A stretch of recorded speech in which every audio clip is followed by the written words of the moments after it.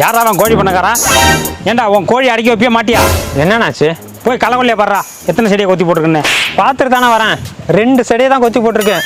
அதுக்கு என்ன நஷ்டம் சொல்லுங்க, கொடுத்துட்றேன். 2 லட்ச ரூபா கொடுப்பா. 2 செடியை கொத்துறதுக்கு எதுக்குடா 2 லட்சம் ரூபா? 2 செடினா சும்மாவா? 2 செடியில 20 கல்ல வரும். 20 கல்லையில 200 கல்ல வரும். 200 கல்லையில 2000 கல்ல வரும். அந்த 2000த்துல வந்து 2 மூட்டை கல்ல வரும். 2 மூட்டை கல்லையில 20 மூட்டை வரும். 20 மூட்டையில 200 மூட்டை வரும். எல்லாம் உங்களால தான் போச்சு. சரிண்ணே, இந்தாங்க ஒரு முட்டை. நஷ்டடா வச்சுங்க. இனிமே என் கோழி உங்க கொல்லை பக்கம் வராது. ஏண்டா 2 லட்ச ரூபாய் கேட்டேன், ஒரே ஒரு முட்டையை கொடுக்குற? ஒரு முட்டைனா சும்மாவானே?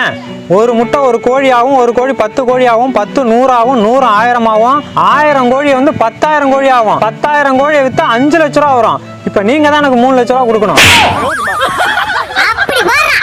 சரிப்பா, இனிமே கோழி வராம பாத்துக்க. ஏன்டா ஒரு முட்டை கொடுத்த? அந்த முட்டை பொரிக்காதுடா. ஏன்?